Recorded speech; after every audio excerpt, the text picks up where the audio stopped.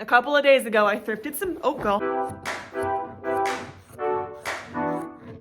A couple of days ago, I thrifted some bed sheets. They are 100% cotton, super, super soft, but I paid like $9 for the whole set. And now I'm going to turn them into the sundress of my dreams. I started cutting the pattern out last night because I just could not help myself. I just needed to get going on it. The fabric is so cute. Like, it's got little stripes and it's blue on blue, and I'm loving the monochromatic look. It kind of reminds me of cotton candy a little bit. Like, the idea of me frolicking through a garden eating cotton candy on a warm summer's day is so inviting right now because it's been a non-stop blizzard for 3 days and I'm over it. I'm over the snow. I'm over the cold. I'm over having to wait for my car to heat up before I can go anywhere. And so, in hopes of combating all of that, I'm making a sundress, and then I'm gonna wear it somewhere sunny, and all of my problems will be fixed because that's what sewing and thrifting does. It doesn't cause more problems. No, that would be ridiculous. Why would we have this as a hobby and enjoyable pastime if it just caused us more stress and anxiety and problems? Sometimes that's what happens, but not this time, no. It's a one-day build, new pattern, new fabric. Well, okay, new pattern, thrifted fabric. In this house we craft in pajamas. Let's get to it. This is the pattern that I'm using, and this is my first time ever using a Berta pattern in all my years of sewing, and I've been in this game for a while. I have never used a Berta pattern. One, because they just weren't really available in my area until semi-recently, and two, because patterns are expensive, and I try to buy them when they're on sale, which usually means if I'm buying a pattern from like the fabric store, it's gonna be McCall's or Simplicity because those are the dollar patterns. I paid $4 for this pattern. Do I think I could have patterned this myself? Could I have just made this dress from scratch on my own without a pattern? Yes, I can do that. Do I want to take the time to do that on a dress that's made out of bed sheets? Okay, sometimes I do, but not this time. So I've already got a lot of the pattern pieces cut out. I'm gonna change the skirt. Play the video I made last night of me drawing the inspiration part of the dress that I think I might be making in my head now. I will say that because I am in my pink era, I do eventually want to make a dress like this, but in pink. But because I already have the blue fabric, I'll stick with that for now. Maybe I'll just dye the blue one and see if I can get it to go pink. That's an option too. But yeah, the pattern is Berta style 6140, and I'm adding a little bit more volume into the skirt to be a little more extra. I cut the pattern pieces out the night before I sewed everything together. I was definitely more careful with cutting the pieces out this time around in comparison to other times. And that's because, like I mentioned earlier, I have never used a Berta pattern before, and I want to make sure that I'm constructing this thing exactly the way it was intended. My plan is to be as consistent as possible with putting it together so that I can make a fair assessment of the pattern itself. Story time. When I first learned how to sew, I had successfully followed a few Simplicity patterns, and I started to really feel good about my progress. And then I attempted to sew Simplicity 1537. I had purchased it for 99 cents from the Green Store. That's Joann's for those of you who don't know what the Green Store is. I hate Joann's. And it claimed to have an amazing fit,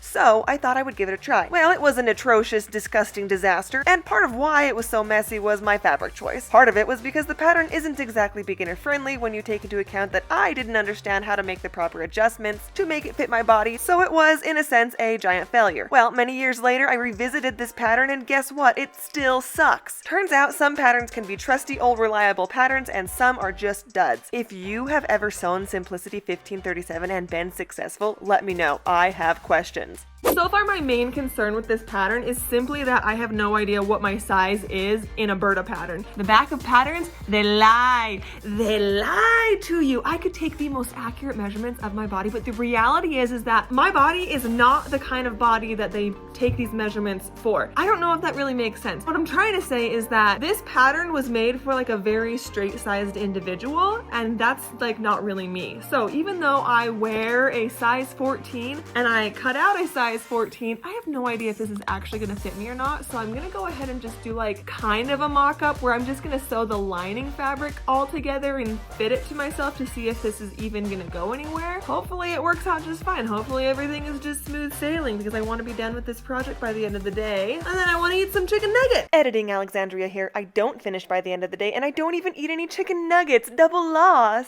So here we go. The very first thing this pattern instructs you to do is sew in some booby darts. darts. You say side-sewn booby darts and I think 1950s Coney bullet bra silhouette. But luckily these are just really small darts so they don't stick out too far. And after that, it is exactly what you would expect from a simple bodice pattern. You literally just match up the side seams, right sides together, and then zip them through a sewing machine. Or I guess you could always sew it by hand, but there is no way I'm hand sewing this pattern when it's mostly just a science experiment. I want to work it through as quickly and smoothly as possible. Once I had the lining layer figured out and tested it on my body, I went ahead and sewed the outer layer together as well. They are both the exact same fabric, so the process was literally the same. Cut the pieces, sew the darts, sew the side seam, and boom, ready to go. I highly recommend ironing the demons out of your fabric because crispy seams are easier to work with and they give you an overall cleaner look in the end. A quick peek at the instructions and it was time to make and install the straps. I really like the shape of these straps as they are wider at the base instead of just being a long skinny rectangle. And I will definitely be implementing using straps similar to these in future projects. It's the little things like this that can take your sewing projects from one level to the next. Like straight rectangles would have worked just fine, but these are somehow more elegant and pleasing to my eyes, so I'm totally going to use more like this in the future. I went ahead and flipped the straps right side out so that all of the seams are enclosed in the strap tube and hidden for time and all eternity. I pressed them as flat as really flat long rectangular tortillas and started setting them into the bodice. I really like the way that these get installed. It's a very clean finish and the instructions and pattern markings are really clear and very easy to understand. Once the lining and the fashion layer are pinned together with the straps set in as well, I just sew everything together. And if you notice, I am not sewing over my pins anymore as I have broken way too many needles doing that. And I'll probably just reserve that particular practice for sewing really super tricky fabrics like velvet that have a tendency to slip around while you sew it. But where I flip the bodice right sides out, I cut little V-shapes into the underarm seams. Clipping out excess fabric in this area helps the seam to lay right. I was able to cut both the lining and the outer layers out of just the pillowcases that came with the sheet set, which left the entire flat sheet free and available to use for the skirt. Making a ruffled skirt is not a new concept. You guys, it's literally just as many rectangles as long as you want, gathered down into each other and then sewn together. For such a simple process, it do take forever to measure, cut, gather, stitch, serge, and whatever other word I can use to describe this whole thing. So?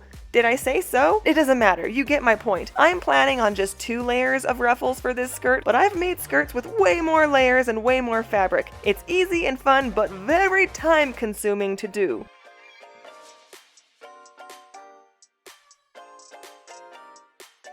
Serging big, long lengths of fabric is best when you have a podcast that you're listening to, because I was watching a TV show, but I paused it so that I didn't miss out on what they were saying because my serger is kind of loud. But on the days that I serge a lot, I just plug in a podcast. Here are a few examples of podcasts that I enjoy listening to. If you're interested in the things that I'm interested in, well, that's great because I just love true crime.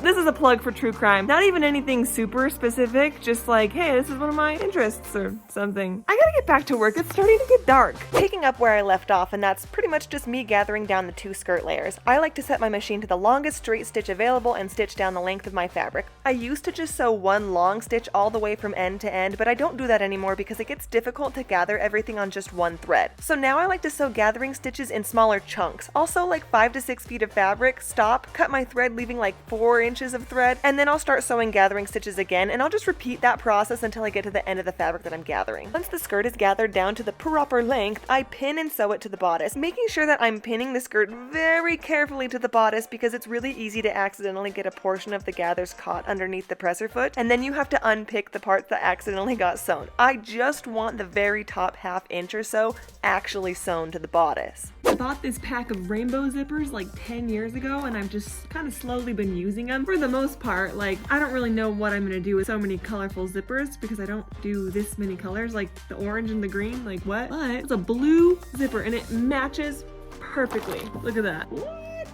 I feel like I really lucked out with this one. I decided it would be easiest to get the zipper installed before sewing on the last tier of the skirt because the skirt was going to be a big boy and kind of heavy and tricky to work with.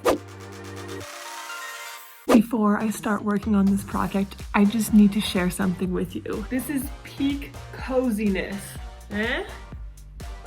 I want to look like the Nick Miller of the sewing community at all times. If I'm not wrapped up in an oversized, super soft, comfortable outfit, then what am I? I don't want to be uncomfortable. I don't want to sit up here stressing and anxious over like, am I using the right scissors to cut this out? No. I want to be stressed out from the comfort of my own pajamas. Would I rather be wearing like a dress or a suit? Absolutely not. Hoodie, sweats, sweatshirt, crew neck, general coziness is my aesthetic. And I stand by that. I love to make big elaborate things, but my true desire is to be a warm, cozy burrito of a person. Back to the zipper. It was, in all honesty, an ungodly hour and far too late to really get the zipper installed correctly. I have this rule where I don't make any big sewing decisions after 11:30 for a reason, and I'm glad I waited until the next day because I was definitely in a better mindset to do something a little tricky like an invisible zipper with a lining. I just pinned the zipper in first and then I tried it on, which sucked because the pins are super pokey, but it was also good because it gave me a better idea for how to adjust the zipper to better fit the garment and my body. A few more adjustments and it was looking relatively alright, and that's as good as I can hope for in this situation, so I will take it. The zipper was driving me crazy and I just couldn't figure it out, so I decided to make lunch, and I made pizza for lunch and I got pizza sauce on my favorite pink hoodie. So that's a bummer. Now I have laundry going, and after about another half hour of figuring out this zipper, I think I got it and it's time to sew. Getting one side of the zipper in is one thing, but matching the other side to be its equal is a whole nother ballgame. As per usual, it was a long, drawn-out, tricky process where I struggled more than I hoped I would, but in the end, we got it, folks. And that means all I really have left to do is finish the skirt. So it was time to gather down this super long rectangle and try my best to fit it into the first tier of the skirt, which, again, is a really easy thing to do in theory, but it's super time-consuming. So put on a movie or something because we are gonna be here for a while. You can do this many ways. There's the really lazy way by just slapping it all together and hoping for the best, or the really meticulous way by setting each gather exactly the same distance apart. I typically choose somewhere in the middle where I'm being cautious with my gathers, but not neurotic to the point where this takes an entire day. I think I spent about an hour pinning the last tier of the skirt to the dress, and then 10 or 15 minutes to sew it all together. The last few things I needed to do just to finish it off was hem the bottom of the skirt, and then I decided to add in a simple fitted A-line skirt to go underneath the big twirly skirt. Adding a lining is a really typical thing to do for short twirly skirts, so that when you are inevitably twirling through a garden or fancy event, nobody sees your nether regions on accident. Maybe you're into that kind of stuff. No shame, no judgment here, but I am not into the idea of my butt hanging out the bottom of skirts, so I typically opt to add a lining. So sit down, listen, think for a minute. Know it might be hard, 'cause you're uneducated. Break down, face it, breathe for a minute. I'm about to help you with your manners and respect. You get it, just uneducated. But this so but you make it. One day, manners and respect. So sit down, listen, think for a minute. Know it might be hard, 'cause you're I'd say this was fairly successful. The fit of just the pattern on its own is really similar to every other pattern I've ever put on my body, wherein there are a few adjustments I have to make, but nothing super crazy. This fabric, being 100% cotton, does wrinkle like crazy, and I just can't be bothered to iron it right now, even though I do like to iron it. It's one of my favorite sewing tasks. I have plans to dye this pink. That's really what I wanted for this dress. I think it will work because it's cotton, but I'm also hesitant because there's just a lot going on, and dye has a tendency to pool in the pleats and the seams, and there's just like a lot of that happening here. When I'm brave enough to throw this into a dye pot, I will film it for you guys so you can see me either massively succeed or horribly fail, whichever happens. I can't wait for summer to roll around because I'm wearing this bad boy, whether it's blue, pink, or somewhere in the middle. A lot of armpit space going on up here. It is pretty comfortable. It's easy to wear. I'd say 8 out of 10, even though I really don't know what that means. Thank you so much for watching. If you are not subscribed to my channel, now is the time to do that. Go ahead and click the button. Saying that makes me feel weird, but do it anyways. Like and comment your thoughts. More videos are on their way soon. And in this house, we craft in pajamas.